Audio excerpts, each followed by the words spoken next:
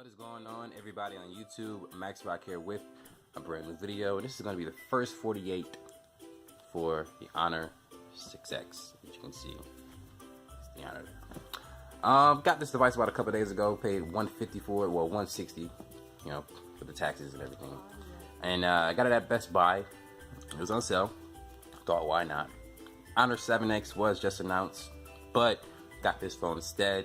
It was $50 more than this one, but I never had this phone here, and I thought, why not get it? I actually was a little surprised. Sorry for the broken cam. I'm actually a little surprised because the phone itself has a processor in it that I've never actually got a chance to use, or haven't even had a phone with the processor from that company or that brand before. I think it is an actual CPU that is developed by Huawei, but it's pretty exciting for me. So, quick spec rundown. Get 3 gigs of RAM, 32 gigabytes of internal storage. You get I believe it's a 8 megapixel camera in the front. Let me double check and make sure, because I don't want to just be saying anything. Alright, let's see.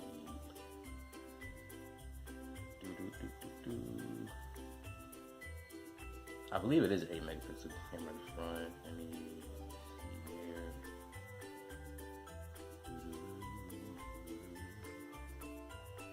Sorry guys, I'm not prepared.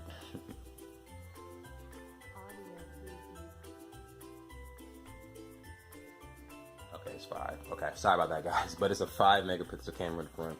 I'm probably going to end up cutting that part out. So, you have a device here with 3 gigabytes of RAM, 32 gigabytes of internal storage. You have a 1080p screen here, 1920 by 1080. I believe it's 403 pixels per inch. You get a 5 megapixel camera in the front. You get a 12 megapixel camera in the back, along with a 2 megapixel. Still cameras back there, as you can see. You get a fingerprint scanner. And along with that camera there, you get an LED flash. Now, the rear camera is capable of shooting 1080p video, and that's the max resolution at 30 frames per second. While the front camera can shoot 720p video. That's the max resolution here. You get a headphone jack on top, which is cool. Noise canceling mic. On the bottom, you got micro USB for the charger in there, as you can see. You get your speaker there. Your speaker grill is on the right side of the phone, if you're looking at it, the right side. And on the left side is your microphone for talking. Now, on the right side of the device, you get a power button, obviously, and you get your volume up and down keys.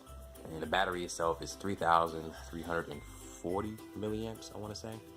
So, pretty big battery. I do believe it has quick charge, and maybe quick charge 1.0 to be exact. Yeah, the phone itself feels really good. Even without this case, it feels good. It's a metal aluminum body, I believe. It's a unibody design, I can say that. Let's see here. What else can I say about it as far as specs go and ergonomics? Well, the phone itself, when I took it out of the box, it's a really good looking phone. I really like it. The cameras aren't actually perform extremely well. Let's get into cameras. The cameras are really good in this phone, especially in good lighting. Like, with good lighting, these cameras are like pretty good, like really good actually. Only thing that I don't like about it, not really anything you can't like, is that you can't shoot 1080p video. I mean 1080p at 60 frames per second, which sucks. Some people will probably complain about it not having 4K, but I wanted to have 60 frames. Now, to get exact here with the specs or the internals, because I did go over the numbers as far as the RAM and the storage, you get the high silicon, or should I say high silicon Kirin 650. It's an octa-core processor. It's clocked at 2.1 gigahertz. So you got 4 cores at 2.1, and the other 4 are at 1.4, I believe. And for the GPU, you get a Mali TA30. So, I guess what that means in this world here, or in today's times, that it's a pretty good GPU and a pretty good processor. Especially for it to be octa-core at 2.1 gigahertz, and this is like considered to be a mid-range processor. I already did some Geekbench scores. We're gonna go over that in a minute. Let's go look at some of the specs here. The screen itself is 1080p, like I said. It's 5.5 inch screen. Like I said, you get 3 gigs of RAM, and internal is going to be 32 gigabytes. But available to the user is 24.20 or 20. And right now, what I have available is 14.67 because I use some for apps and everything like that. And I also got an SD card in here, 64 gigs, so I'm using that as well. It doesn't have adaptable storage like some other phones. The phone itself had Marshmallow out the box, but upon like setting up the device, it downloaded the Android 7 out of Nougat here immediately. It didn't even let me get into the phone without the download and the update. You get the security patch for October there, as you can see. Let's see here. Like I said, the battery is 3,340 milliamps. Pretty good battery. Battery life is pretty good in this phone as well. We're gonna go over all that. So, let's get the Geekbench score here pulled up. So with the Geekbench score here, I got this device here. You can see it's along the lines of the Snapdragon 625. Let me make sure that's the Huawei device. Yep. It's along the lines of the Snapdragon 625. As you can see, the single core score is 811 and multi-core score is 3394. So that's pretty respectable, being that it's a 2 GHz device and it's considered to be a mid-ranger. If I'm looking at my, let's see, my Moto G5, is that my G5 Plus? Yep. Looking at my Moto G5 Plus, you see the single core is similar. It's 818. I believe that was 811. Yeah, so 818 for the single core for the 625, and then 3915 for the multi-core score. So it's definitely along the lines of a mid-range processor. It's not as powerful as the 625 as far as the multi-core score goes, but similar. All right. Now for the Tilted benchmark score, I think it was in the 40,000s. Let me pull it up here. Yeah, I got a 40,000 862. So it's not the most powerful phone here. If I'm comparing it, I think my Moto G5 had out the 42,000, but that's whatever. Those are just numbers here.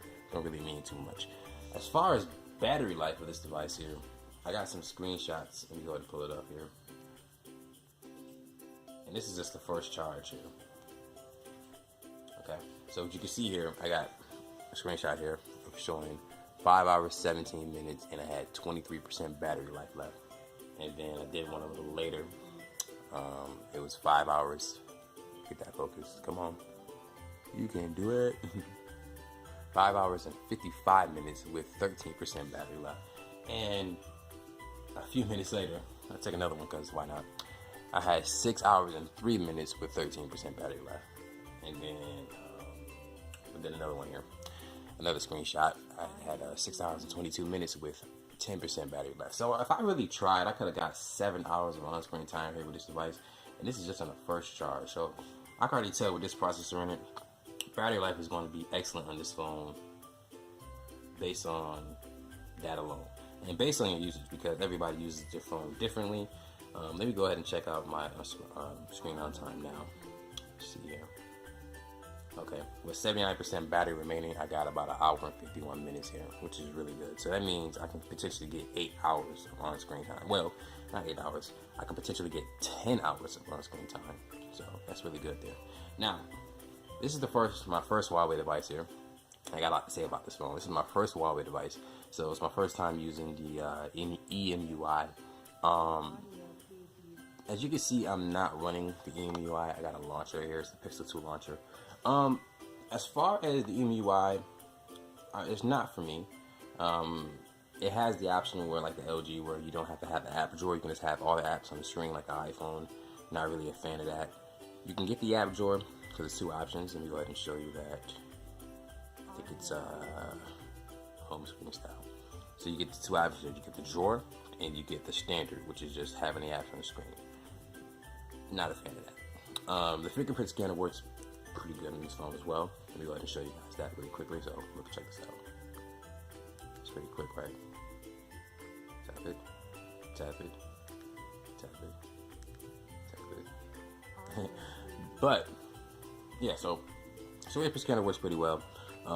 There's a smart assistant here in the settings. Let me go over the settings to show you guys. So, and in the settings here, you see that it's like really colorful. Like it's not just one color; it's really colorful. Airplane mode, obviously, dual SIM management, your Wi-Fi. It doesn't have the 5 GHz band, which is interesting, but whatever.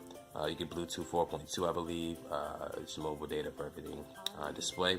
Now, under display here, you can check out, your screen modes and everything. You got the eye comfort modes. You can set your color temperature. Right now, I have it on default. I can adjust it to warm or cold. Not really gonna play with that because not really something I'm concerned about right now. I'll probably look at that more in the future during the full review. You get your sound options here, notification and status bar. A lot of different options. We can go over that in the future video. That would be a full review. You get your navigation keys. You can add keys to your, your notification. Not your navigation. Not your notification. You can add options to your navigation key here, so you can see. Hold on 1 second. Okay, sorry about that, guys. So you can see here, you can adjust it to where you can have your back button on the right side, multitasking button on the left side. A couple different things, a couple different options that you can do there. I believe this actually pulls down a notification panel. Not really nothing for me there. You get your screen lock and passwords, smart assistant. Not going to use that. I'm not sure what it does actually. Do not disturb mode, obviously. And then you get your Google, your accounts, apps, permissions, memory and storage. I'll show you guys that right now. So with my SD card in here, I got about 43 gigabytes free because I got a bunch of music in there. Default location is internal. I can change that to my SD if I want to, but I got 32 gigabytes internal storage with 14 gigs free right now. I can spare that, it's no big deal. I mostly just use the SD card for like videos and everything. With your battery here, you can have, power saving mode, ultra power saving mode.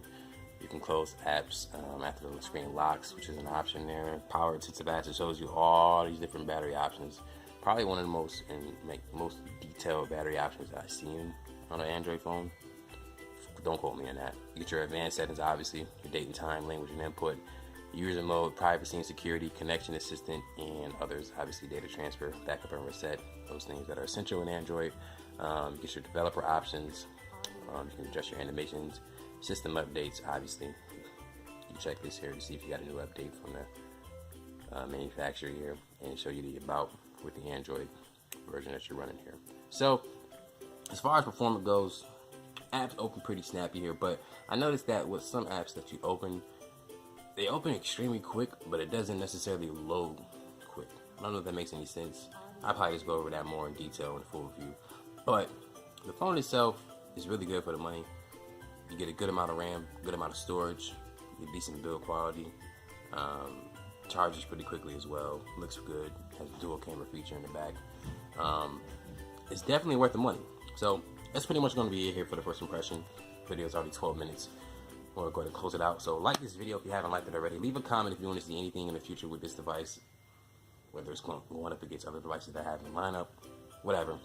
Let me know. If you have anything that you want to see with this device here in particular, let me know in the comments as well. I would say I would recommend it, but the only thing about it is that because it's 150 and the Honor 7X just dropped, an extra $50 is not a bad idea. Get the 7X, is a newer version. You get your bezel-less display, so it would just all depend on the user there. But that will be up in the full review when it come out. So subscribe to the channel if you haven't subscribed already. Like I said, like the video if you haven't already. But to close the video out, I want to say thank you for watching this video. As you do know, my name is Max the Rock, and you have a good day.